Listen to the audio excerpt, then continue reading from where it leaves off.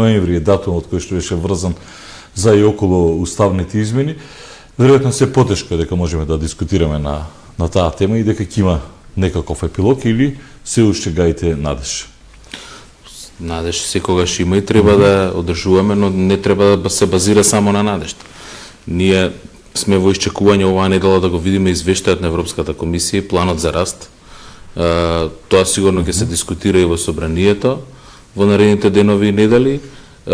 Наша обврска останува донесувањето на уставните измени. Знаете, не можеме да избегаме од таа, напротив, колку и да одлагаме и да поместуваме и по изборите и по не знам кои избори, таа обврска ќе остане. Ние сметаме дека треба да се заврши што поскоро и затоа и ги пративме во собранието. Ќе работиме до последен ден од овој собраниски состав за обезбедување на 80 пратеници и мислам дека сите пратеници и сите пратенички групи и политички партии треба да се свесни за сопствената одговорност.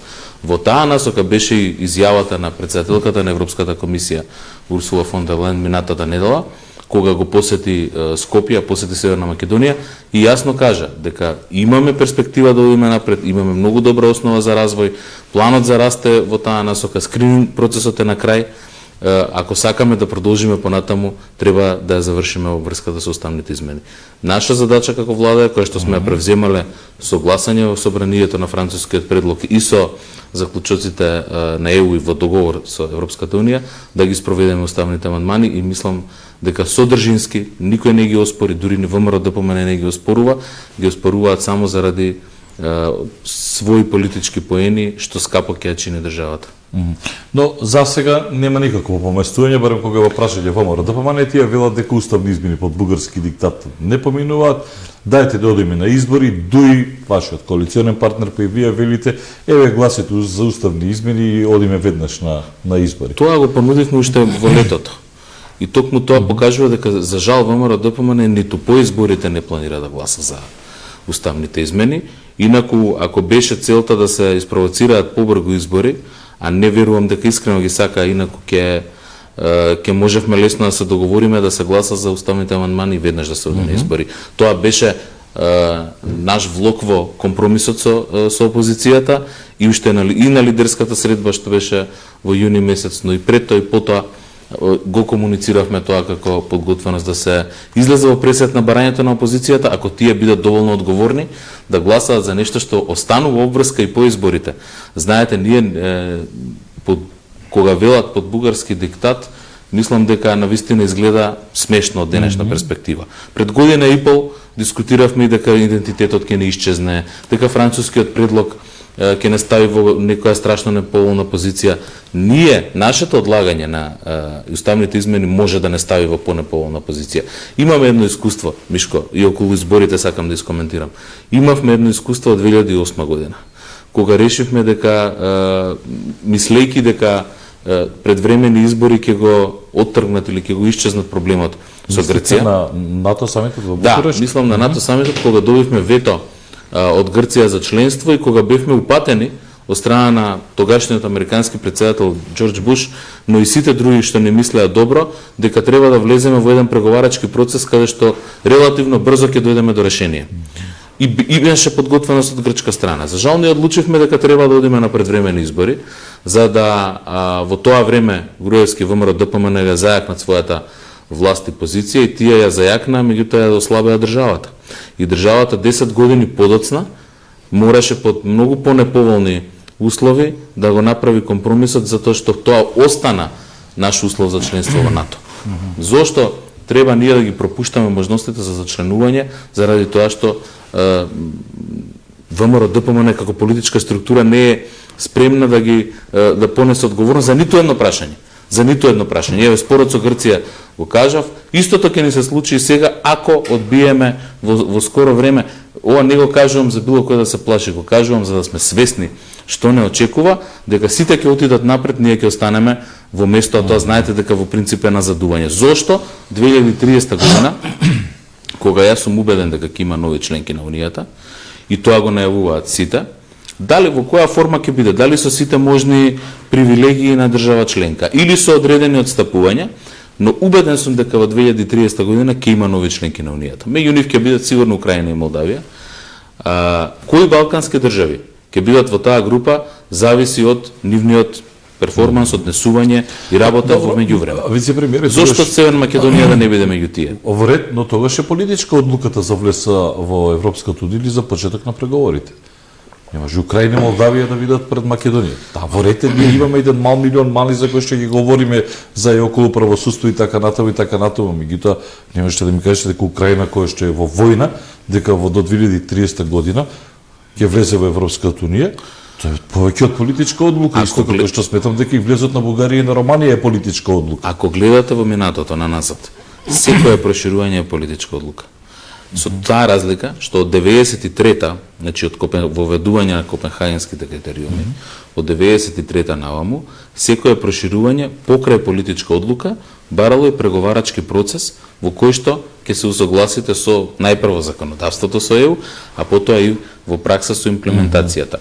Знаете како 81 Грција кога е примена во Европската унија, тогашната Европска заедница, немало процес на преговори. Грција побарала и добила, само била имало два услова, да е европска држава и да е демократска држава. Истото важело и за Шпанија и Португалија. Меѓутоа понатаму се од 93-та навака имало преговарачки процес кој што изгледал различно за Словенија и за нас. Словенија пред се фокусирала и да речем тој бран на проширување Централна и Источна Европа, се фокусирале повеќе на законодавното усогласување. Денес законодавното усогласување е само еден елемент. За 10 години ќе биде можеби нешто плюс или минус. Затоа велам во наш интерес е ние да се најдеме на добрата страна, позитивната страна на таа политичка одлука. Секогаш било и секогаш ќе биде политичка одлука. Тоа не е спорно, бидејќи тоа и вие, па дури и кај ВМРО ДПМН е таа мантра евроинтеграција, ако некој ќе ви каже да, ама намигнуваат на десно, но проблемот е како ние дотаму без да плаќаме скапа цена. Ние еднаш плаќавме скапа цена. Ние луѓето сега со право велат, ајде нека дојде сега Могерини мене да ми објасни зашто ние сега не почнуваме преговори со Европската унија, затоа што му текна од еднаш на Макрон да ја менува методологијата и претпоставувам и вие бевте повредени. Како да не? На крајот од денот.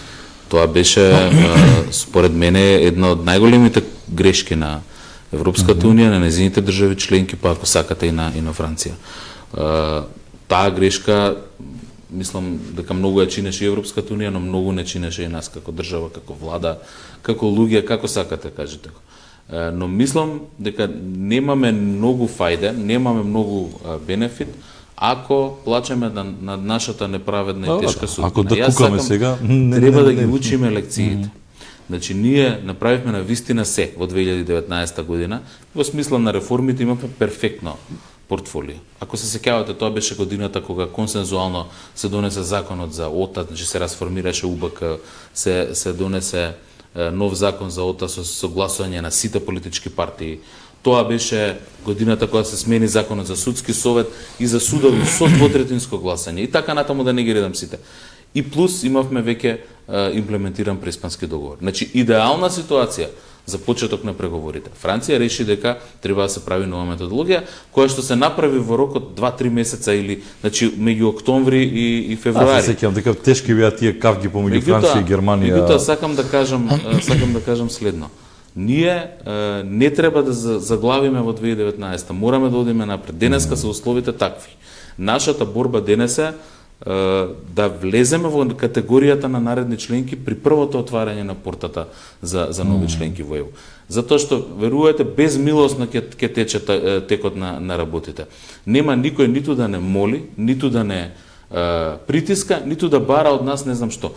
Веќе се утврдени правилата. Преговарачката рамка е таа, на крајот на краиштата, зарем на вистина верувате, ова што велите тешките одлуки. Јас мислам дека ние најтешките одлуки веќе сме ги донеле во смисла на уставните промени, во смисла на оние идентитетски прашања. Но дали вреди само заради тоа што една политичка структура смета дека не треба уште на досегашните 6-7 заедници да имаме уште 4-5 заедници, меѓу кои и бугарите во уставот, со која што конечно и политички гледано ќе ја затвориме она теза која што дел од бугарската политичка сцена пласира дека сме еден народ во две држави и јасно ќе направиме ние како македонци дистинкција во уставот и За тоа, дали за тоа вреди навистина да се блокираме самите себе си и да се оттргнеме од групата во која што сме сега на држави што преговараат со ЕУ. Албанија нема да не чека и нема зошто да не чека.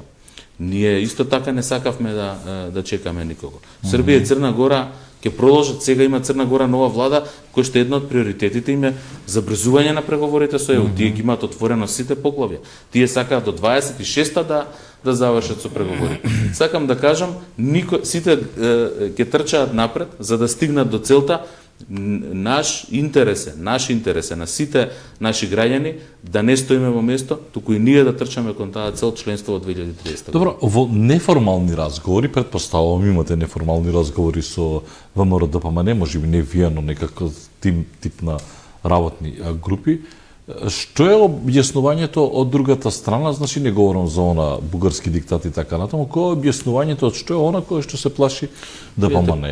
Дека ќе имало блокади подоцна, тоа нас не е јасно, дека тој процес на преговарање ќе биде тежок затоа што е мислам дека стравот е да, има повеќе од овие работи што ги спомнавте. Основниот страв е, мислам, губење на политички поени кои што евентуално би отишле кај левица. Мислам дека тоа им е искрен страв на ВМРО-ДПМН, но потоа и сето ова друго што кажувате. Тежината на текот на преговорите. Знаете, во овие патокази што ги правиме, таму врз основа на скрининг извештаите, таму има многу покрупни, посериозни прашања што ќе треба ние во наредните 6-7 години да ги разгледуваме и да ги решаваме. Дали се работи за начинот на кој што функционира администрацијата, вработувањата во администрацијата, начинот на функционирање на финансирањето на граѓанските организации и на политичките партии. Значи тоа се се теми кои допрва ќе ни бидат многу тешки, многу потешки од овие со кои што денес се соочуваме, меѓутоа ВМРО-ДПМН мислам дека ја подценува тежината на ситуацијата и ја подценува таа можност што ја имаме да влеземе во еден пакет. Знам дека тоа многу пати сме го чуле во минатото, меѓутоа знаете што е разликата? Разликата е што денеска дури и евроскептичните држави, како што се Данска, Холандија и други кои во минатото биле најмногу скептични за проширувањето, денес дури и тие зборуваат дека треба да се разговара за проширувањето и дека можно е да има скоро проширување. И затоа велам, мислам дека ВМРО-ДПМН не ја разбираат целосно оваа ситуација или не сакаат да ја разберат. И второ дека не сакаат да изгубат политички поени, да жртвуваат ниту малку од своите политички поени за да направат нешто добро за државата. Но пак ќе кажам, и по изборите, во која било ситуација и позиција да се најдеме, обврската останува. Тоа сакав да прашам. Еве хипотетички, и да дојде ВМРО-ДПМН на власт. Ова прашање останува отворено. Тоа ќе мора да се испорача на... Мислам дека кај нив постои една... Извинете, Не. Да сакам само да додадам дека и таму има до година избори. Дали може би се надеваат на тоа, иако гледаме еден тренд на десницата кој што зема поширок замав, го гледаме светот и регионот, особено Србија, Косово, гледаме Израел, Газа, ќе зборуваме малку подоцна на тоа Русија и Украина, меѓутоа еве, хипотетички доаѓа во ВМРО-ДПМН на власт, ова прашање е отворено, мора да се затвори уште од нивно време практично. Јас мислам дека постои кај нив една лажна надеж која што мислам со јавните пораки и со пораките на средбите многу пати им се потврди. Една лажна надеж дека може повторно да се преговара за францускиот предлог и да се изменат некои делови кои што тие сметаат дека и ние сметаме дека може би се нефер кон нас, меѓутоа тоа беше единствено возможно да се договори во тој момент. И не само во тој момент. Јас мислам дека илузија е да се смета дека повторно ќе се отвори тој процес или доколку решиме ние да го отвориме процесот на разговори околу преговарачката рамка, имајте предвид дека се ќе биде под прашање и ќе треба да преговараме и да се бориме дури за она што сега ни е гарантирано, например статусот на македонскиот јазик во преговарачката рамка. И затоа мислам дека гајќи таа илузија дека е можно да се преговара повторно за подобар договор, дел од отпорот за уставни измени се базира и на тоа. И знаете, го спомнавте токму она што ни е најважен аргумент зошто треба да побрзаме во фаќање на тој чекор кон членство во Европската унија. Нестабилните точки на Балканот произлегуваат пред се од оние држави кои што имаат сериозни системски или статусни нерешени проблеми. како што се Босна и Херцеговина и Косово. А војната во Украина, војната во Израел, односно во Газа, прави не прави полагодни во нашата позиција на постојано чекање или да мислиме дека ќе дојдат подобри времења кога ќе можеме да влеземе во Европската унија или да продолжиме со преговорите и без уставните измени.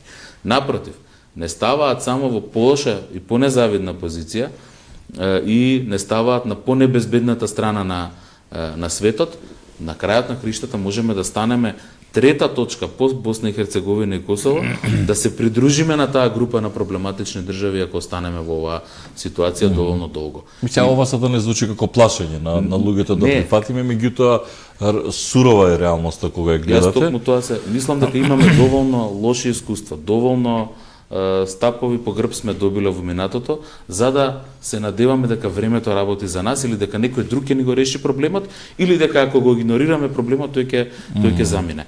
Јас само сакам да кажам, ние ако одевме по логиката на ВМРО ДПМН, денес немаше да бидеме ниту во НАТО. Ако не го прифатевме Преспанскиот договор, ако не ги направевме потребните уставни измени за Преспанскиот договор, денес немаше да бидеме ниту членка на НАТО. А верувам дека сите се свесни колкава ќе ни беше штетата или колкава ќе беше опасноста во овие услови на војна во Украина, војна на Блискиот Исток, да бидеме надвор од системот на НАТО. И затоа мислам дека треба така да гледаме и на ова. Знаете, ние не можеме да предвидиме какви ситуации и кризи. Многу кризи поминавме во изминатите 3-4 години. И ковид кризата, економските ефекти од ковид кризата и економските и енергетските ефекти од руската агресија врз Украина. Не можеме да предвидиме што се може да се случи во наредните 10 години и затоа за нас е најдобро да го истераме тој пат и да станеме членка на ЕУ. Како што денес сме горди и срекни што сме членка на НАТО, убеден сум дека за 10 години ќе бидеме срекни ако станеме членка на ЕУ, затоа што ќе бидеме на сигурната, безбедната страна на светот и на Европа. Прв пат со ВМРО ДПМН пратеничките групи беа заедно, тоа е во собранието со законот за амнестија, за кој што министерот за правда Крена Одлога најави дека ќе оди пак по редовна постапка. Прво, безбедна ли е коалицијата, стабилна ли е владата? Тоа го потврди министерот Лога и министрите на Алијанса, дека владата е стабилна, дека не го доведуваат под прашање учеството на Алијанса во владата и тоа е добро. Тоа е добро затоа што мислам дека оваа влада има зацртани цели, има јасна мисија до крајот на мандатот и добро е што сите коалициони партнери се на иста страна во таа смисла. Тоа го гледам како позитивен сигнал, дури и кога има за некои прашања и за некои законски решенија различно мислење или пак потреба од повеќе разговор и потреба од повеќе дискусија. Како поранешен министер за правда можам да ви кажам, но и навистина го ценам напорот на министерот Лога за решавање на овие прашања, затоа што се тешки и горки за нашиот систем и се таложени низ децениите, повеќе децении и повеќе години. Но проценката на пратеничката група на СДСМ, предпоставувам, иако не сум дел од пратеничката група, предпоставувам некој пратеник подобро би објаснил, но мислам дека логиката е дека ефектите или посакуваните ефекти од овој закон нема да бидат исполнети на начин на кој што е сега составен, во смисла на тоа дека околу 200 луѓе ќе бидат, ќе бидат пуштени, ослободени од затвор согласно овој закон, а од друга страна околу 2000 чекаат да влезат. Тоа збориме за законот за амнестија, така? Да, па за тоа ме прашав. Да, за тоа ме прашав, да. Но мислам дека има серија на начини, серија на чекори што треба да се превземат за да се олесни состојбата во затворите.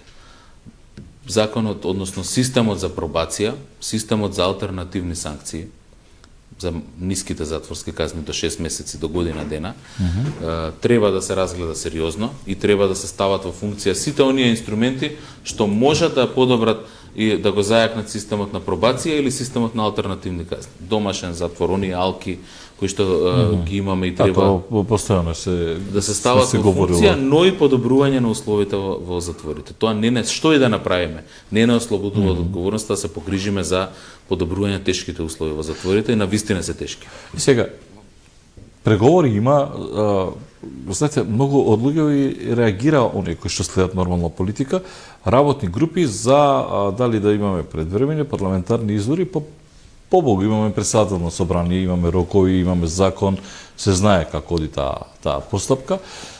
Прво, имате ли преговори за и околу дали да одат заедно предвремени парламентарни со председателски избори, дали на втор круг председателски да бидат и парламентарните, што е оно што како размислувате, се преговарали прво со ВМРО да помане за тоа, за датум, ке има ли пржинска влада 100 дена? Видете, тие некои дилеми се веќе решени со законските норми. Значи, пржинската влада е се уште законска обврска. Така што нема зошто да се дискутира дали ќе има пржинска влада или не. По сегашните закони треба да има пржинска влада и таа да настапи 100 дена пред изборите. Тоа значи дека 100 дена пред изборите, како и минатиот пат, како и секој пат во последниве 7-8 години кога имало парламентарни избори, имало техничка влада, односно така наречена пржинска влада, или техничка влада за организирање на изборите. Каде што опозицијата добива 2 министерски места, премиерот доаѓа од владеачката коалиција, меѓутоа не се менува до сегашниот и така функционирало и до сега. Она што знам дека се разговара и преговара со опозицијата во моментот е само прашањето на имплементација или усвојување на оние препораки на ОПСЕ и ОДИХР во изборниот законник. Затоа сум сигурен дека постои група која што разговара, меѓутоа дали се таму допрени прашањата за датум на избори, дали се допрени прашањата на овие раздвоени или споени избори, немам таква информација. Мислам дека се уште нема преговори во делот на датумите за избори, но тоа секогаш се преговарало. На крајот, мислам дека има доволно време до крајот на оваа година да се утврдат сите тие датуми, што поскоро тоа се разбира подобро. Нема конечна одлука се. Нема конечна одлука, мислам дека сите партии прават собствени анализи, што е најдобро за државата. Знаете, тоа се две претседателски парламентарни се различни избори, темите се различни, концептот е различен. Ваму имаме повеќе фокус на личноста и на концептот на личноста, на парламентарните имаме повеќе фокус на партиите, политичките партии, програмите на политичките партии за владина програма или за програма на идната влада, така што има аргументи и да се раздвојат, има аргументи и за спојување. Очекувам во наредните неколку недели да се затвори ова прашање и да се објави во јавноста, но секогаш тоа било предмет на договор. Датумот за избори и форматот за избори секогаш било предмет на договор. Не може да биде предмет на договор кога имате закон. Не, ама во рамките на законот, знаете, и во рамките на законот. Председателот се знае колку дена претходно има да ги распиши изборите. Така, и во рамките на тоа ќе се држиме. Во рамките на тоа ќе се држиме. Да, добро, секако не ни очекувам. Сакам да кажам, нема да не ни очекувам поинаку. Договорот важи и во рамките на законските одредби. Така беше и минатиот пат, ако се сеќавате, имаше спор дали да биде на 5 јули, 15 јули, бројките на корона, зборувам за парламентарните избори 2020 година и мислам дека ќе има јасен договор во законски рамки за да не биде ниту председателот на собранието доведен во позиција да излегува тие рамки и не треба да биде доведен, си има своје овластување и јас сум сигурен дека ќе ги употреби соодветно. Вице-премиер, колку измените на кривичниот законник, со измените на кривичниот законник практично си пукавте во него како коалиција, знаете како беше дочекано тоа, особено од, јас не говорам сега, ВМРО ДПМН не критикува колку да се критикува, меѓутоа особено до неутрален дел кој што заедно со вас протестираше, нема правда, нема мир, за денес да гледаат практично, и кога разговарам со некој ќе ви кажат, видите што се случи, обвинители ви завршуваат во затвор, а на слобода ви одат криминалци. Видете, одговорноста на секој, никој не е по професија предодреден за криминалец. Ниту обвинител, ниту политичар не се предодредени за криминалци. Криминалци стануваат луѓето кои што се занимаваат со криминал, без разлика дали се политичари, обвинители или било што друго. Јас многу пати, повеќе пати сум зборал на оваа тема. Кривичниот законник, измените на кривичниот законник беа планирани долго време. Може би не во овој формат, може би да, може да се каже дека имаше подолго 3-4 години се работи на нов кривичен законник, на целосно нов концепт на кривичен законник и тоа ни беше обврска уште со донесување на законот за јавно обвинителство во 2020 година. Тоа беше еден од условите за оние пратеници, 8 пратеници кои што гласаа за тој закон. Јас секогаш инсистирам да се навраќаме на овие прашања за да не заборават луѓето, граѓаните, јавноста како сме дошли до одредена ситуација. Ако го погледнете денес законот за јавно обвинителство член 111 став 5 мислам дека беше, се наведува обврска со бренијето и владата да го усогласат кривичното законодавство со праксата на европските држави. И по тој повод, врз основа на тој член, формирана работна група во Министерство за правда што работи до ден денес. Дел од тие измени, еве, во новиот, да речеме, кривичен законник кој што го предлага таа работна група, ги има истите работи, односно, еве, да речем најдиректно за тоа што ме прашувате, го нема 353 став 5 и во таа верзија, во новата верзија. Тоа е добро што го објаснувате. Претпоставам и вас не ви фино кога гледате како застаруваат дела за кои што крв проплукавте, ве прогласија за предавници да направите се за да ја поместите од државата и одеднаш се случува нешто за кое што спиевте под чатори, се уште што не се правеше, глава во торба носевте со тие политички бомби и сега одеднаш. Мишко, јас сум оштетен во еден од тие предмети и сум дал и своја сведочење, изјава како оштетен во Таргет тврдина. Така што многу добро ги знам тие случаи. Бев и министер за правда и сум исто така доволно запознаен. Но јас би го поставил основното прашање. Зошто за 8 години, откако почна да функционира специјалното јавно обвинителство до денес, не беа тие предмети завршени соодветно и не добија своја правосилна судска разрешница. Дел од нив добија. Дел од тие луѓе што ги спомнувате како одговорни беа или се на ослужување на казна, затворска казна, што не е мала работа. Дали е доволно? Сигурно не, инаку не би имале чувство на... Видите, јас се водам и од тоа од презумпција на невиност. И не мора и секој веднаш, знаете, она теза дека секој мора веднаш да биде осуден како што правеше своевремено се црта мрежи па овој толку години, ова на толку години. Кога бев министер за правда, секогаш дискусиите со судовите се сведувале на две работи. Едното условите, значи за вработување, финансии за да функционираат судовите, обвинителствата и така натаму, да имаат доволно човечки и финансиски ресурси. И второто прашање е ефикасноста во правдата. Значи никогаш не како влада, барем во тоа време, а сигурен сум дека и сега е така, не сме се фокусирале на како некој предмет треба да заврши. Дали? Но секогаш сум инсистирал и тоа ми било да речам приоритет, предметите да завршуваат што побрзо, без разлика на исходот. Да се завршат во прв степен, да се завршат во втор степен, исходот зависи од доказите. Добро, па после ќе ви дојде апелација, па ќе ви дојде врховен, па ќе ви паѓаат предметите, па ќе дојде Страсбур, па сега ќе одиме. Сакам да ви кажам, не мора да биде така. Имаме ние случаи кои што биле експресно завршени или релативно брзо. Инаку инструментите во Страсбур, Врховен суд, сето тоа го дозволува закон. Да, тоа не е ништо. Нас коса ни се крева од тефтерчињата. Дали третата власт станува помоќна, мислејќи на судското, од извршната во моментот? Јас ви тврдам дека во моментот е прилично моќна и независна судската власт.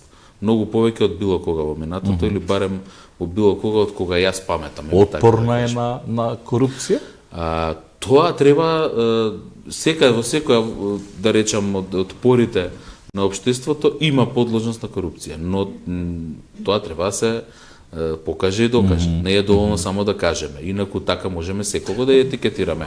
Мислам дека има, јас пак ќе речем, ова сме го дискутирали и со судиите.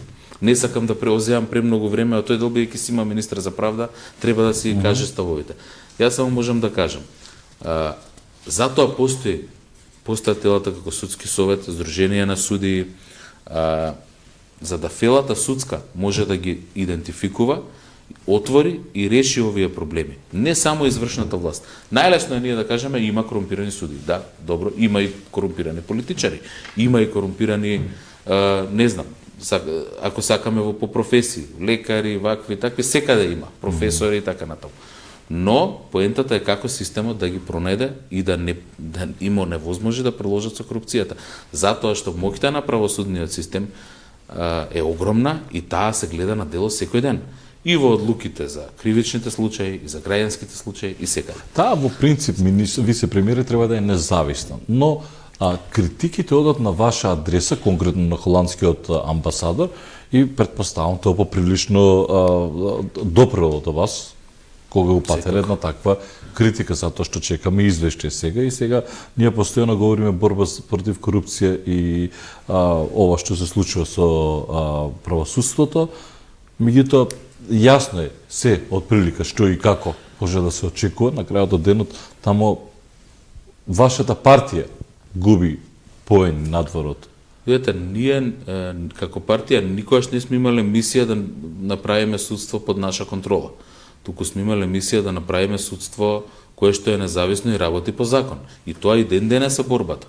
Како но да не заборавиме Па не со таква борба се добиваат гласови, независно и ефикасно судство. Политичките влијанија во судството сум убеден дека се многу помали од бизнес влијанијата, например. Тоа го тврдам. И треба да се поразговара за сите тие работи, затоа што знам дека дел од судиите веројатно се жалат на и јавно кажа дека имале некогаш проблем со политички влијанија, но мислам дека тие влијанија не доминираат и дека имаме доволно отпорност на институциите да се одбранат од секакво политичко влијание. Но дали се доволно отпорни да се одбранат од бизнес влијанијата, не сум сигурен. Сосема за крај, нема време да го начнеме, иако споменавме еден дел колку е значено што сме во НАТО, апропо случувањата на Блискиот Исток, Израел, Палестина. Мислам дека се што е наше, барем имаше некој што бараа помош во Палестина, мислам дека се вратени, но тоа е министерот за надворешни работи. Скринингот докаде за крај вице-премиере? Скринингот е во завршна фаза, има уште 3 поглавја кои што очекуваме да бидат завршени многу скоро. Фитосанитарно безбедносна храна, тоа е крајот на ноември, последната недела ноември, и надворешни односи, заедничка надворешна безбедносна политика првата недела декември. Значи на 7 декември очекуваме да се заврши скринингот. Значи комплетно, потоа доаѓа оценката? Комплетно, веќе се дојдени за првиот, извештајот за првиот кластер е дојден, го очекуваме за вториот и така за сите 6 кластери ќе добиеме извештај, но она што е првиот нареден чекор е доставувањето на патоказите за првиот кластер, кој што се отварачки репер, opening benchmark, како да кажем, отварачки услов. Ние ги подготвуваме, ќе ги доставиме, кога ќе ги побараат од нас и тука или ќе продолжиме ако ги имаме уставните измени, или ќе застанеме ако ги немаме. Имаме шанси да поменат уставните измени? Има шанси или? Има шанси доколку сите си ја сватат својата одговорност. Ако останеме во ситуација во која што сите пратеници на опозицијата одбиваат да гласаат, нема. Но јас сум секогаш оптимист и треба да работиме. А има ли пратеници, предпоставам, комуницирате од опозицијата, кои што, например, би гласале, но се плашат? Да, апсолутно. Тоа сум сигурен дека има такви. Се плашат и од повеќе аспекти, и од аспект на стигматизација во својата партија и притисоци од водството, но дефинитивно има пратеници кои што разбираат дека е добро за државата, за Северна Македонија да се изгласат сега овие уставни измени. Добро. Од прилика кога можеме да знаеме дали ќе имаме заедно претседателски и парламентарни избори? Јас очекувам, реков, во наредните неколку недели, крајот на овој месец, почетокот на наредниот, веќе да имаме појасна слика за текот на изборниот календар за двете. Во моментот течат преговори или? Реков некакви дека на работни групи? И постои работна група, но не разговара за датумите, разговара за како да се измени изборниот законник за да се применат препораките на ОПСОДИХР.